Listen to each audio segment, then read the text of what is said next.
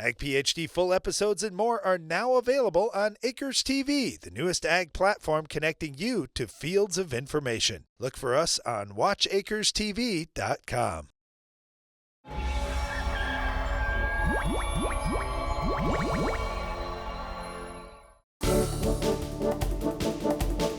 During our Farm Basics time on our show each week, we talk about things we do on the farm and try to relate them to non-farmers if you're a non-farmer or if you're a beginning farmer. So today we wanted to talk about a question we get from time to time from non-farmers: banding versus broadcasting, whether it's herbicides or fertilizer. All right, first let's define the terms here. Banding means you're just going to put fertilizer, herbicide, whatever, just in strips out in the field, very likely right with the row of crop.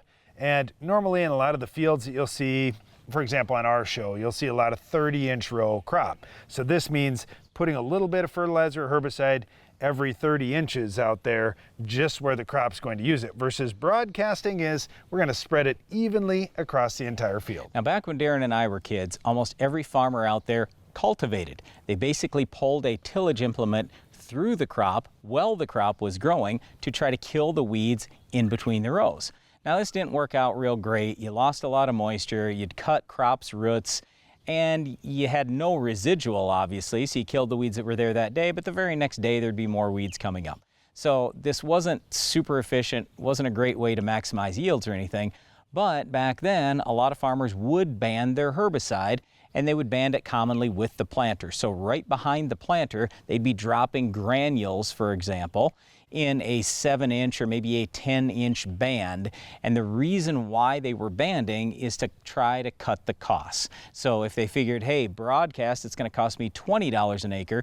If I can cut that by 2/3, well, now I'm down to, say, $7 an acre. That's a lot more palatable. Well, that's one thing, Brian, herbicides, but herbicides are cheap compared to fertilizer and all the plant nutrients that you need to put out there for a growing crop. So to me, yeah, the herbicide, there may be some value there, but banding a fertilizer, well, that would be a big, big deal. Yeah, but it really doesn't change what you're doing. So in other words, if I have 200 bushel corn, it's still going to remove the exact same amount of nutrients, whether you band or whether you broadcast. Now, the advantage to banding is, let's say you had low testing soil and you want to try to get as many nutrients into the crop as quickly as possible. I could see that. Or let's say you had high testing soil and you go, you know what, I want to cut my rate, but I'm just going to put it nice and close to the row, so hopefully the crop can extract that fertilizer this year rather than some year in the future. Okay, I can see those. Well, banding fertilizer is great for the efficiency that your roots are more likely to find that fertilizer if it's close. But the downside is now you're concentrating nutrients a little bit more right by that row. And if you overdo it just a little bit, you could burn roots and that could hurt your yield. So there is a fine line. So anyway, we wanted to talk just a little bit today about this banding versus broadcasting thing. For the most part anymore, most farmers are broadcasting their herbicides. Most farmers are broadcasting their fertilizer, but we do see a little bit more banding of fertilizer now.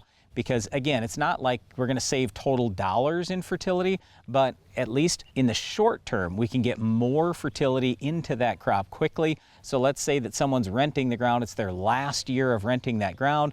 They want to make sure as much of that fertilizer they applied gets into the crop this year rather than being left over in the future when someone else is farming the ground. Well, it's nice to put fertilizer by the crop and not necessarily by the weeds that are trying to grow and take in that fertilizer too. Weeds like our weed of the week. We'll show you how to stop this tough weed later in the show.